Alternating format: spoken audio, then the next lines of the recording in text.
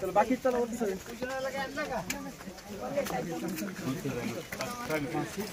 योगेश विवाले दोघं पुढे या इकडे या योगेश योगेश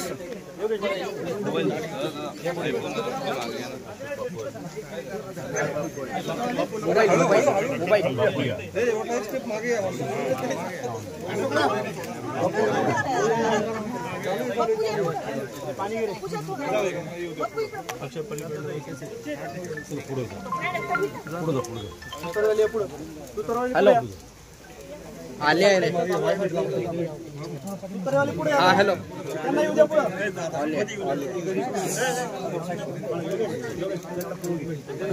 माझा मोबाईल घे हॅलो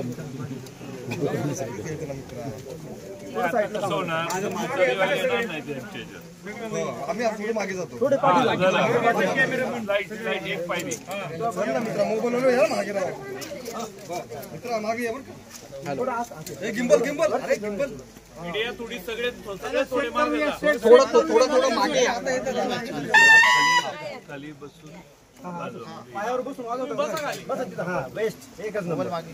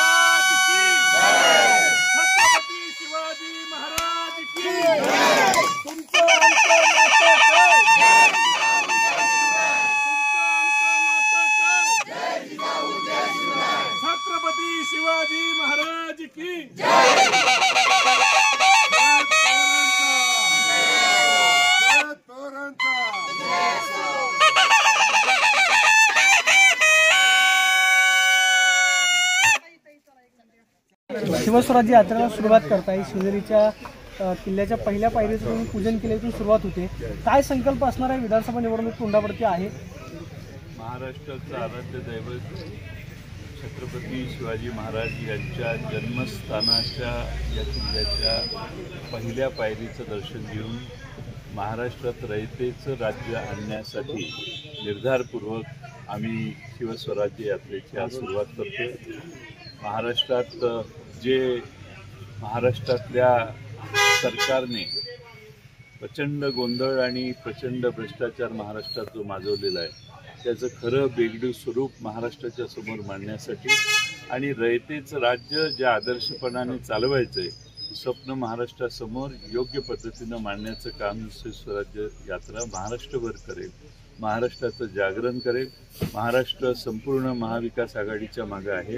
राष्ट्रवादी काँग्रेस, शरदचंद्र पवार पक्ष आणि पवार साहेबांच्या मागे आहे आणि यामुळं महाराष्ट्रात डॉक्टर अमोल कोल्हे आणि महाराष्ट्रातले सर्व नेते हे महाराष्ट्रभर भ्रमण करून महाराष्ट्रातल्या सर्व मतदारसंघात जाणार आहेत। लोकसभेच्या निकालाचा परिणाम विधानसभेच्या निवडणुकीवरती होईल असं तुम्हाला वाटतं का? कारण यात्रेच्या माध्यमातून तुम्ही लोकांपर्यंत जाणार आहात।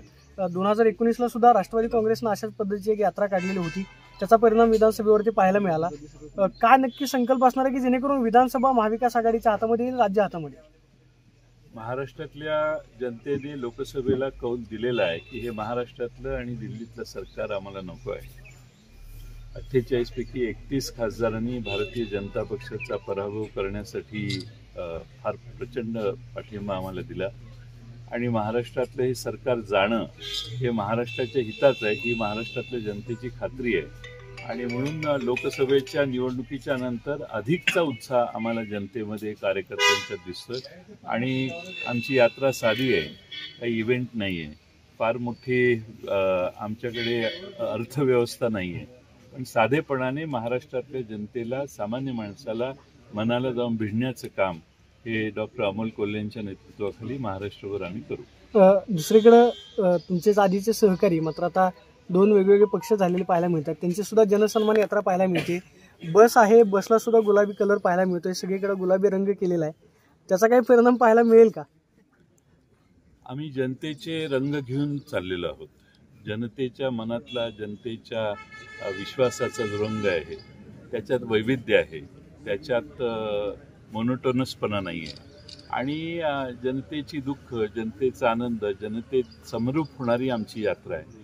त्यामुळे त्याला जनतेपासून वेगळं करण्याची, विशिष्ट रंग देण्याची आम्हाला आवश्यकता भासत नाही. आम्ही जनतेचेच आहोत. जनता आमच्या मागं आहे, जनता आमच्या बरोबर आहे आणि म्हणून आमची साधी यात्रा महाराष्ट्रात शेवटपर्यंत सामान्य माणसाच्या मनाला स्पर्श करून जाईल. 2 दिवसांपूर्वी उद्धव ठाकरे दिल्लीमध्ये गेलेले होते. अशी एक चर्चा आहे की महाविकास आघाडीचा मुख्यमंत्री पदाचा चेहरा म्हणून उद्धव ठाकरे यांच्या नावावरती चर्चा झाल्याची माहिती मिळते. महाविकास आघाडीमधलं मुख्यमंत्री पदाचं सूत्र काय असेल, त्याचबरोबर जागा वाटपाचं सूत्र काय असेल, काय प्राथमिक चर्चा झाली आहे का? उद्धव ठाकरे हे आमच्या महाविकास आघाडीच्या पहिल्या मंत्रिमंडळाचे मुख्यमंत्री होते, आमचे ते नेतेच होते, त्याबद्दल काहीच वाद नाही. आणि त्यामुळे त्यांनी दिल्लीत जाणं, वेगळ्या पक्षांना भेटणं हे महाविकास आघाडीच्या दृष्टीने हितकारक आहे, आवश्यक होतं. ते जाऊन आले याचा आम्हा सगळ्यांना समाधान आहे आणि आम्ही एकत्रित एकसंघपणाने उद्याच्या निवडणुका लढवणार आहोत. जागा वाटपाबाबत चर्चा नाही आहे, अजून सुरू नाही. पहिला एक फेरी परवाच झाली, आता पुढच्या फेऱ्या लोकसभेच्या अधिवेशन संपल्यानंतर चालू होतील. शिरूर लोकसभा क्षेत्रातील किती विधानसभा खरं तर राष्ट्रवादी लढणार आहे महाविकास आघाडी? आता त्याच्याबद्दल आकडा सांगणं योग्य होणार नाही, कारण आमच्या महाविकास आघाडीच्या चर्चा पूर्ण होण्याच्या आधी प्रत्येक जिल्ह्यातल्या, प्रत्येक मतदारसंघातल्या जागा सांगणं हे महाविकास आघाडीच्या चर्चेत व्यत्यय आणणारं होऊ शकतं. तिथले स्थानिक आमदार अतुल बेनके पुन्हा राष्ट्रवादी शरद पवार गटातील अशी सुद्धा चर्चा यात काय तथ्य? असं मी ऐकलेलं आहे. म्हणजे येणार आहेत? मला भेटलेलं नाही, त्यामुळे माझा काही संपर्क नाही. जर येणार असतील तर पक्षात घेतले जाणार का पुन्हा? अशा जर तरच्या प्रश्नाला छत्रपतींच्या किल्ल्याच्या या पहिल्या पायरीवर उभं राहून उत्तर देणं हे मला योग्य वाटत. गेल्या वेळेला पवार साहेबांचं त्यांनी स्वागत केलं होतं, ते म्हणले मी इथला आमदार असल्यामुळे केलं. तुमचं स्वागत केलं त्यांनी, अतुल बेनकेंनी? अजून तरी नाही. तुम्ही तुमच्या डोळ्या देखत जे काय होईल ते आहे. आमचं हे आहे, मी काही कोणाला खाजगीत भेटत नाही आहे या दौऱ्यात, त्यामुळे अजून तरी नाही आहे. आणि मला वाटतं की आम्ही राष्ट्रवादी काँग्रेस पक्ष, शरदचंद्र पवार पक्षाच्या कार्यकर्त्यांचा हा मेळावा बोलवलेला आहे.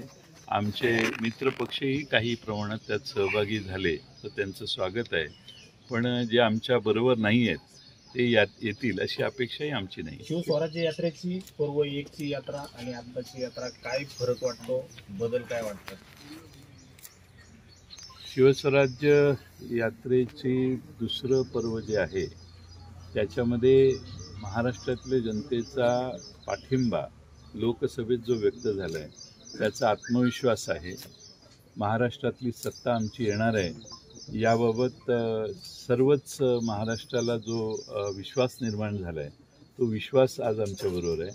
आणि महाराष्ट्रात ज्या सत्तेच्या बळावर ज्या चुकीची वागणूक आणि चुकीचे कारभार महाराष्ट्रात जो चालू आहे त्याला बाजूला काढून रयतेचं राज्य आणावं हा जनतेचा आशीर्वादही आमच्याबरोबर आहे. हे महत्वाचे फरक आहे. शिवस्वराज्य यात्रेत गवगवी यश मिळालं आणि आता पुन्हा काढतायत, मात्र काही नेते तुमच्या सोबत नाहीत, आता पुन्हा एकदा निघतायत, काय खंत वाटते का त्यात?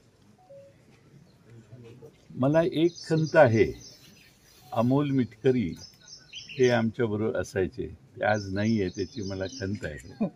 पण ठीक आहे, आता शेवटी ज्याचा त्यांनी मार्ग अनुसरलेला आहे. पण त्यांची आणखीन बाकीचे आमचे बरेच सहकारी नाही आहेत.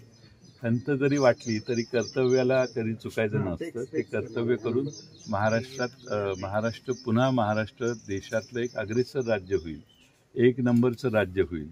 या युतीच्या काळामध्ये महाराष्ट्रात आम्ही गुजरातच्याही खाली गेलो.